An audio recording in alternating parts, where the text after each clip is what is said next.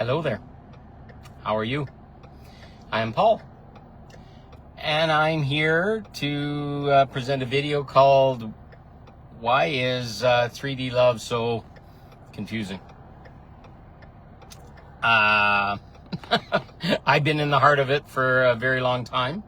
I divorced over 12 years ago, and I've been trying to date and have a relationship and connect and even find ways to connect without having to have a relationship or just having connected, loving touch with another person.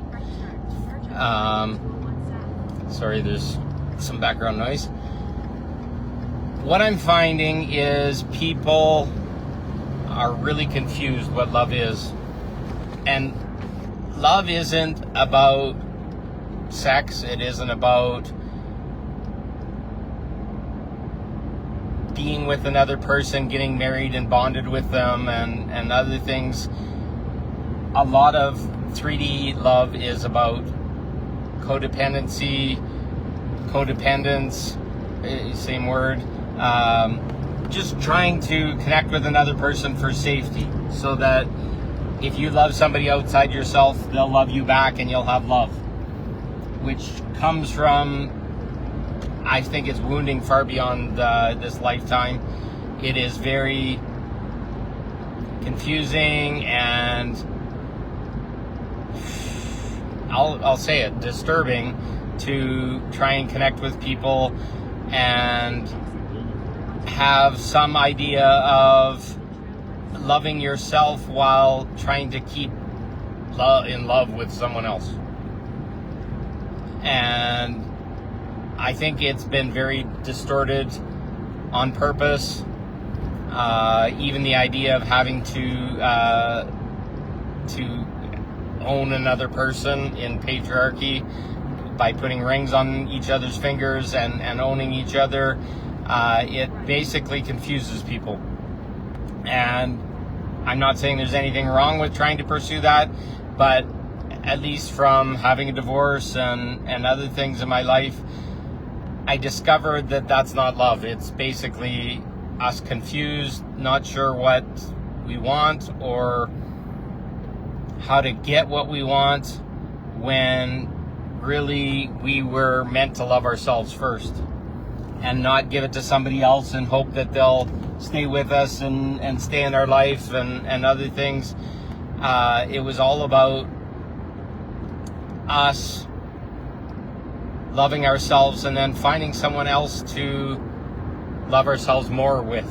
I don't know how else to describe it. It's not about safety or what kind of job they have or whether they'll be a good mother for your kids or all that kind of stuff. Those are all facets of it. But if any of us know right now, we're in a time when divorce rates are massively high and people are running away from marriage and not happy. I know some people that have been through 6 divorces or 6 different partners and they stopped getting married and other things because it wasn't working out. Well, that marriage thing that we're all taught through Disney and other things of having a king or a queen by our side is really not the path that we really want. The path is we want someone in our life that we can make a commitment to, and that doesn't have to be a ring or being bonded or married. There's Celtic religions and other things where basically a marriage is for a year, or it's called handfasting. It's not really even a marriage in the way the church calls it, and then basically you renew your vows after a year and basically see if you still love that person, you still want to continue. Why was that created? And why is stuff like that needed? And why is your connection with your partner, if you've gone through 6 of them, you obviously weren't stuck on the topics of religion saying that you're going to go to hell or anything if you divorce your partner or whatever. And I know people like my parents, they've stuck through and been married over 50 years. And I don't shame that, or I think that's a beautiful thing, but I can see how my parents have become parts of each other by honoring that commitment that they made through marriage. And that's not a bad thing, but it just shows that we're having to alter ourselves to make a commitment of love to another person. And there'll be lots of people that say, yes, we have to alter ourselves, and yes, we have to make those commitments, which I don't disagree with, but some of them have turned to the point where people have lost themselves in trying to love in that way. Now, the people that I do know that have had multiple relationships, well, included even myself, I'm not ready to be married. I'm not sure that the act of marriage is even required. If I find a partner that I love and that person is spiritually aware, we will have a commitment ceremony and commit ourselves to each other, and we don't have to be bonded in wedlock. Listen to the terms that we use to call marriage. We don't have to be those things to maintain a partnership or a commitment to a person that we love. What I'm finding more and more is love is about truth and directness, and sometimes telling a person that you love that they have flaws. And I'm not saying nitpicking people and shooting them down and all this kind of stuff, but sometimes in relationship, we're looking for somebody that can see our shadow, see us at our worst, and maybe have that ability to call us out and say, hey, you're being an asshole, or you're being somebody that I can't stand right now. That is more love than I've ever found in a lot of circumstances, at least in the relationships that I'm pursuing now. I recently had a connection with someone, and they said they wanted to explore, and that was all exciting for me, and it went hot and heavy to pleasure for that partner. And my expectation, and sadly I didn't have that discussion beforehand, I said I wanted to be in balance, but after the experience, my pleasure was not part of it. They came up to the door of doing that part, and they'd received theirs, and they were complete, which I can't control, and I can't shame anyone for doing that. But when pleasure and touch and sexuality starts to become part of it, it becomes new layers of shit that we do not even know. And maybe there's sexual trauma in people's lives. Maybe there's parents or other that didn't show how to be sexual, or that wasn't described, or our education system, etc., is quite messy when it comes to teaching about sexuality and touch and how to do that. It's kind of sad when you start to look at it. So in that experience, I had that experience at the time, and at that moment there's no really way to talk about it, but I responded to them the day after, and I said, this isn't really what I want.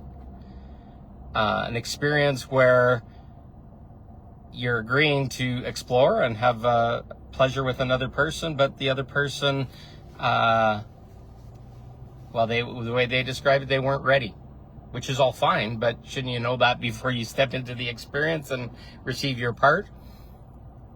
So all I can do is reflect and say, okay, well, that's not what I want, and until you're ready to do that, I thought it was a person that I could enjoy and explore that part with. And I'll tell you right now, I won't be marrying or creating a long commitment with someone that I'm not sexually compatible with.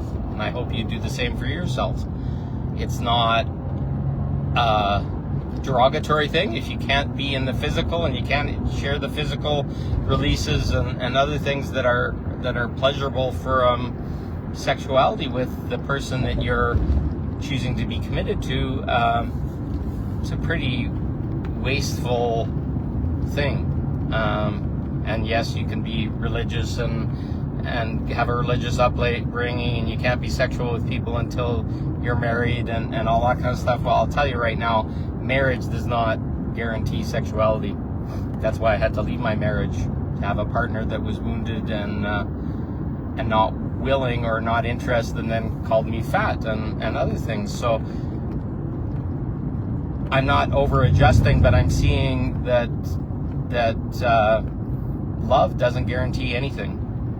But I will tell you and guarantee for you that sexuality and the releases of sexuality and the healing that comes from sexuality and pleasurable releases and touch from somebody that you love is very, very, very important to the human experience, to human body, to healing human suffering, etc., etc.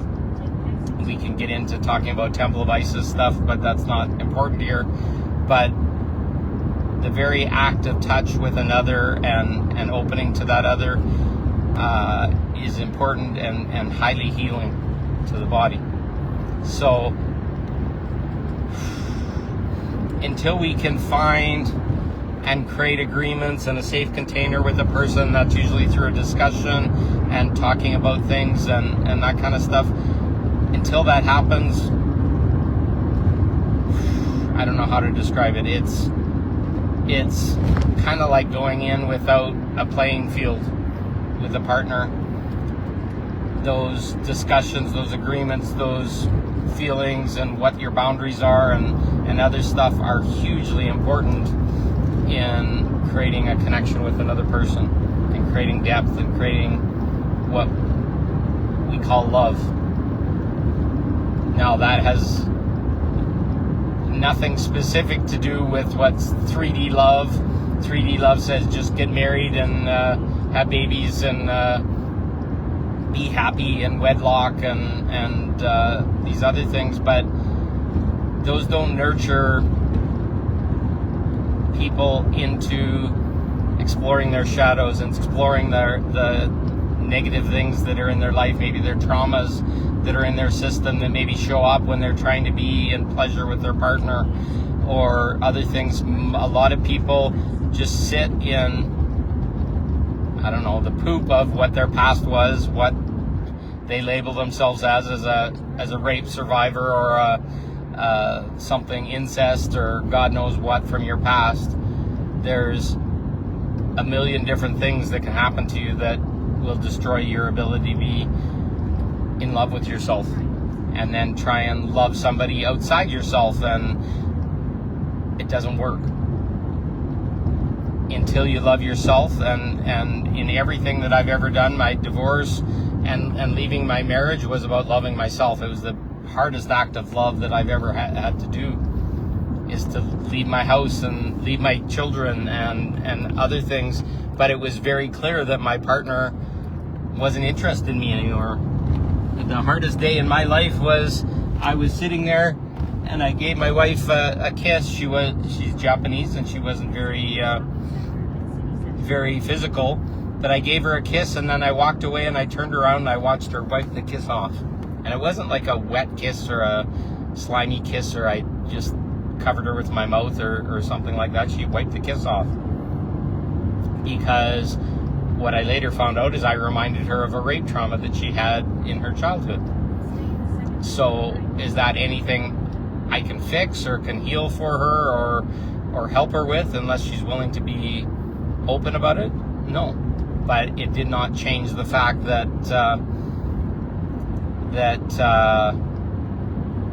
I could not be intimate with my wife without her having a reaction that had nothing to do with me, but was stated to be as from mine, which I fully understand and I respect, but ultimately it destroyed the marriage.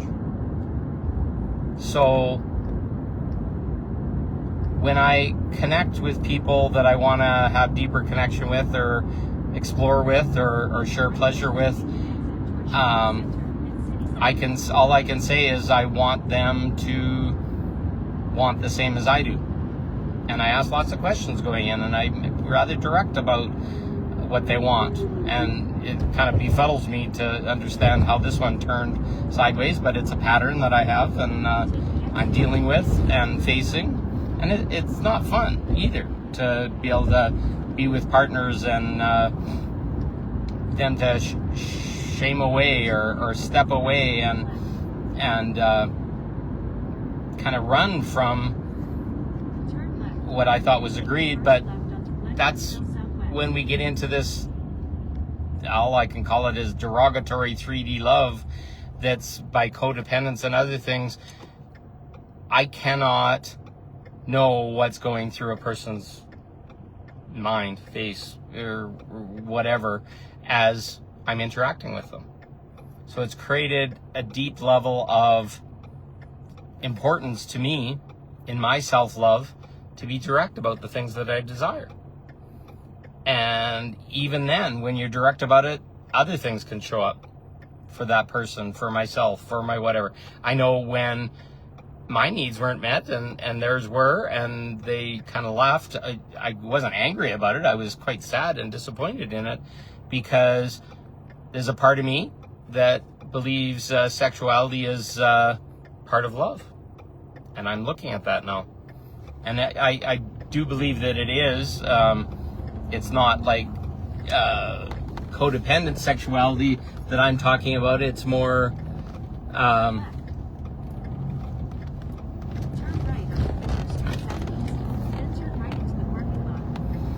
it's always crazy driving and people are in a big rush. They take you away from your turn lanes and other things. So essentially what I'm trying to say is it is time to start loving ourselves, and by loving ourselves, starting to ask for what we want and what our needs are, and love ourselves by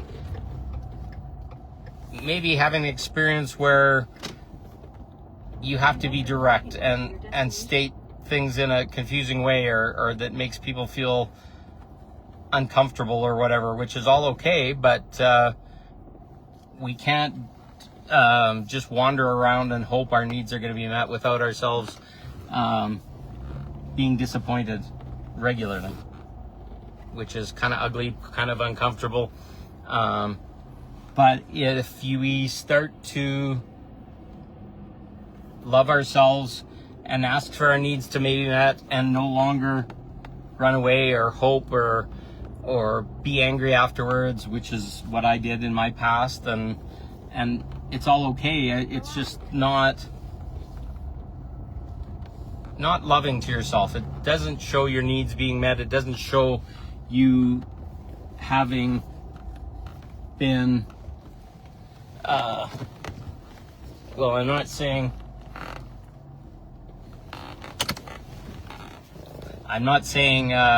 anybody has to be anything. I'm just saying until you can be it for yourself and you can demand what you want, you're going to keep getting what you don't want.